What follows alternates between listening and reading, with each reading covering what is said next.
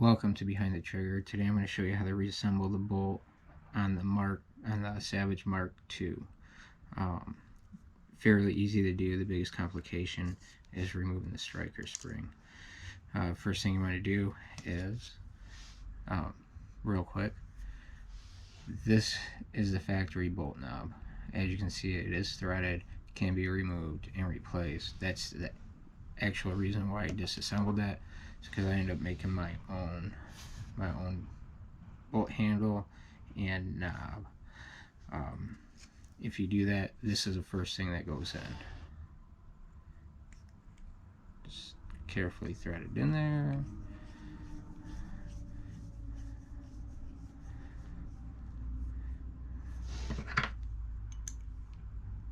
A little snug. And the reason that you gotta make sure that's lined up correctly, not only so it follows inside the receiver, but there's also a little notch for the striker clearance. This video is solely for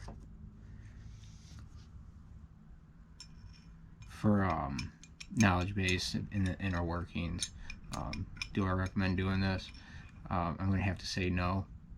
Base it off your qualifications and what your abilities are. That's up to you. But you're going to slip the striker assembly inside the body, and you are going to line it up with the hole in the striker assembly and the bolt body. Then you're going to take this little pin and drop it in there like that, and that's going to lock everything into place. Well, let's try that again because I didn't have it lined up. You want to make sure this lug is lined up with the body, bolt body. So let's try this again and do this right. Okay. So once again, just drop the pin in there. Kind of shake it down until it falls all the way in. And then it just slides in and it's out of the way. You can see right there, you can't see the pin no more. Same thing if you're taking it apart, make sure that you watch this hole and know where that pin drops. You do not want to drop that pin.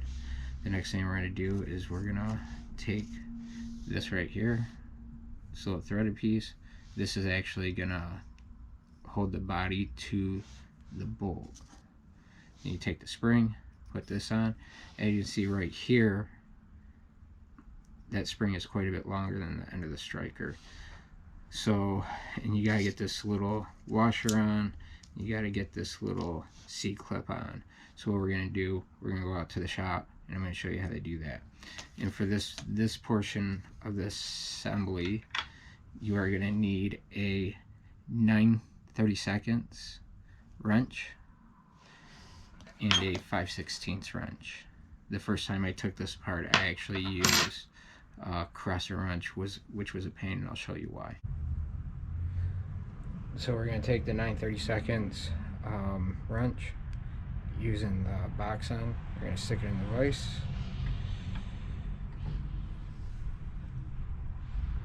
Tighten it down.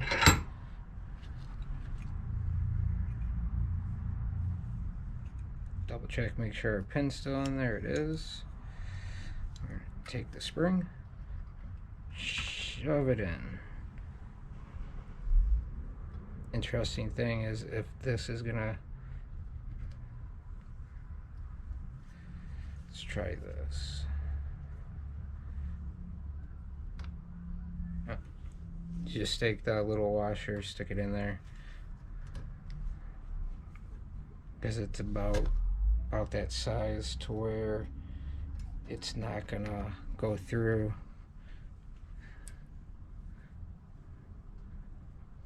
Okay, this part will be a little more difficult.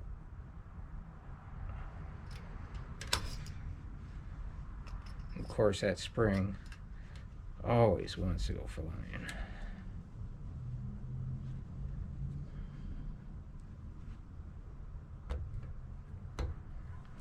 We're just going to slide it on and hopefully we can get it back out. Then we're going to take this little C-clip, come on up, pop it on. It's that easy. Pull it back, a little wiggle, comes right out. Now you got one of the hardest parts done is compressing that spring. Next step is take the bolt itself, and we're just gonna slide it through, and we're gonna try to catch those threads, which we did. We caught it. Take this out of the vise. We're gonna stick this in here. Make sure you have some sort of padding. We're gonna find a nice flat spot to where we can put it, so we're not damaging it. You don't want to put a whole lot of pressure on it, just enough to hold it. Okay.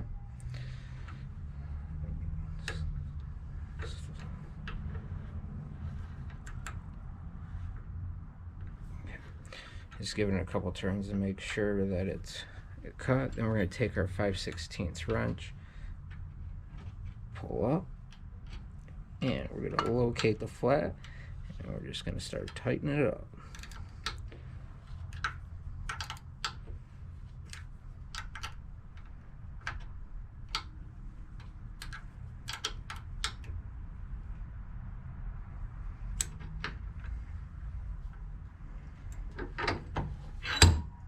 Check the bolt for any damage, which there is none, and if there was, I just take a stone, clean it up, which I already did to all edges, take all the sharp edges off, just so it's a little bit smoother. Then the bolt handle, it's not quite straight, lined up with the body, so we're just going to take this 5/16, we're going to go up just a little bit to straighten it out. Alright, let's put it back in the gun, see how it looks. Okay, we're back inside. One quick thing that I do want to show you before I put it back in order to put this back in, you do need to make sure that it is cocked, okay? So grab a hold of this, you can see the notch right there. See the notch right here. This cam needs to be here. So what I do is nice firm hold of it, rotate it until you're locked in. Then you have to reposition the bolt body to where it's going to slide in so that the flats slide into the receiver. So we're going to take this and we're going to attempt to line it up.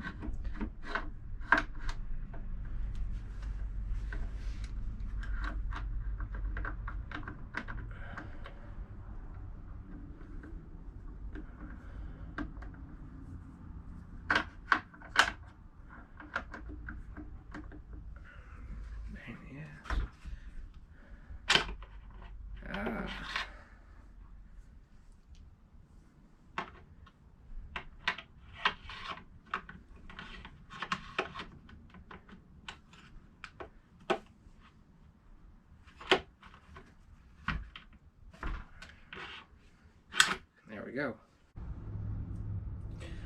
Okay, so I just got done fitting it. All I had to do was sand down this flat right here so it locked in a little bit better, and all I used was one of the wife's emery board, and yes, she said I could use it.